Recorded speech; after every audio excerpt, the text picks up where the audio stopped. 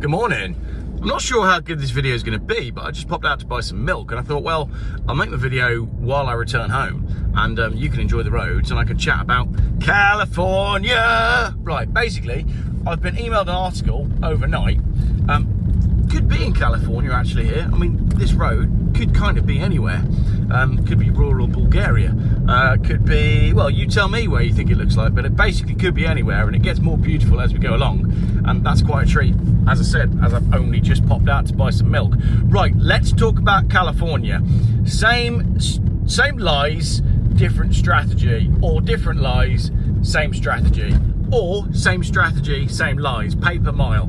I've just been sent this article overnight about the fact that California is exploring paper mile. Now, it's an article on MSN, and I browsed it on my phone, and it was one of those where I couldn't, for the life of me, actually find where the article was amongst the adverts. So instead, what I did was I went on Google Gemini, and I said, what's going on with paper mile in California? And basically, California has been researching paper mile, probably doing, you know, those focus groups, consultations, little trials, you know, all the stuff that they do when they're inevitably going to introduce something, like they do in the UK. Same lies, same strategy, same lockstep movement, actually. So California's been researching paper mile since 2014, and they're edging closer now to introducing an actual pay per mile road user charge, if you will. We've done it all in the UK, so you Americans, you're just slightly behind us. But what they're saying is, whereas in the UK, we're being told in the UK that the reason we need paper mile is because there's now so many electric vehicles on the road that there's a hole in the funding. What they're saying in the USA is that there's so many vehicles on the road that are now so efficient relative to what they used to be, the revenue that they're generating from the sale of gas, petroleum, gasoline, if you will, is dipping, and they need to plug the gap.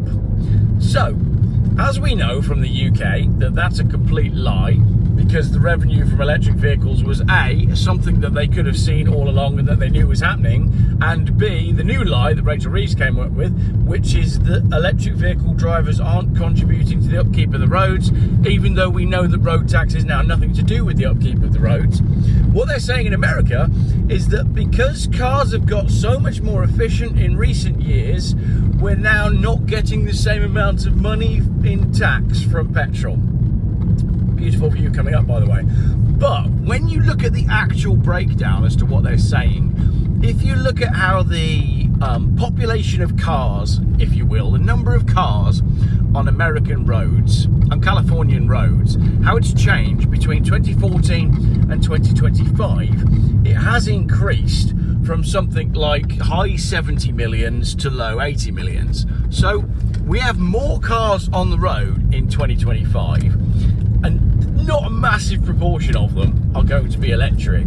So the argument that the loss in revenue is because of more efficient cars, well, you could say, oh, maybe that's right, because now, you know, the Californians, they bloody love a Prius, whereas they used to all be driving trucks. But again, when you dive down into the actual data and you ask, how has the population of vehicles in California changed? What does the demographic look like? Well, Californians have actually been buying more trucks and SUVs than they have coupes and sedans. So, or saloon cars if you come from a sensible country. If you ask the questions in certain ways, then Google Gemini will present you the data and basically say, oh yeah, you know, there's less cars on the road now, which means people aren't buying so many cars, which means things are changing. But when you go further, it's because they class the sedan and the coupe as a car and an SUV as a truck. Well, we know full well that for years everybody has been buying SUVs instead of sedans and coupes, predominantly because sedans and coupes are kind of no longer available. There's so many manufacturers that used to make compact cars, hatchbacks, saloons, estates, and you can't buy them anymore. So the data is now being skewed. They're saying there's less cars on the road. That means what we need is a pay per mile tax, when the reason there's less cars on the road is because people now buy SUVs instead, and they're classed as trucks, which don't fall into the data. So you can see what I mean. It's the same lie done in the same way, to manipulate the people when all they want to introduce is another charge and vehicle tracking and road charging. It's the same thing being played out across the pond. Now, isn't that interesting that we have the exact same strategies being foisted down from above? I think I'll stop here and do this video just out there. Hang on, I'll grab the camera. So we've got the exact same thing being foisted down from above in 2 different countries. Now, don't get me started on Canada, because Canada is up to all sorts of stuff. But essentially, every advanced nation now that is in the pocket of the World Economic Forum seems to want to be introducing some form of pay-per-mile system. And that has been agreed upon from above. You could see this in the way Rachel Reeves presented her talk just the other day. She has no clue what she's doing, and she has no clue about how anything automotive works. And yet there she is introducing pay per mile for EVs and then for you and me. Now, I've also seen in the comments on that video and all over the Facebook, because this has been everywhere in the last week, many people saying, oh, well, that will work out much better for me because I've got 6 cars and I don't do many miles. You missed the key point in the small print. What it said was this is going to be on top of your road tax. So you're going to pay your standard fee. At the moment for an electrical car, that's £195. You're going to pay that.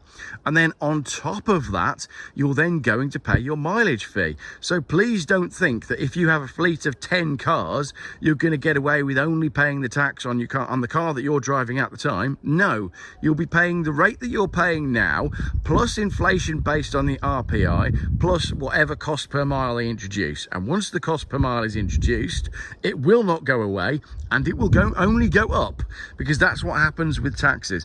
I firmly believe that what they're going to do is implement that pay per mile, and after 1 year they'll say, oh, we haven't really quite worked out how this is working. People aren't logging their mileage correctly. Some people are faking their mileage. What we'll do is we'll just connect all those ANPR cameras to the 5G system and the number plate recognition system and the digital one government login and your digital ID and your digital driving license, and then we'll connect all that instead, and we'll just do it all automatically. And then once that is connected to your digital ID, and then they eventually connect that to your social credit score as well, well, then you're completely knackered. And that is the end of freedom of movement in the UK. That's how they're going to do it. I have always advocated for people's ability to go out and drive as far as they want. I firmly believe in the road trip. The road trip, getting behind the wheel for me, is basically what I live for. There's nowhere I'd rather be than behind the wheel of a car covering long distances. It is genuinely what keeps me going, and I will die on the hill of defending your right, my right, everyone's right to continue doing that. I hope you enjoyed this little video. I'm not sure if the video was any good. Let me know in a comment if you thought the video was any good, and mostly if you enjoyed the view. Thanks for watching.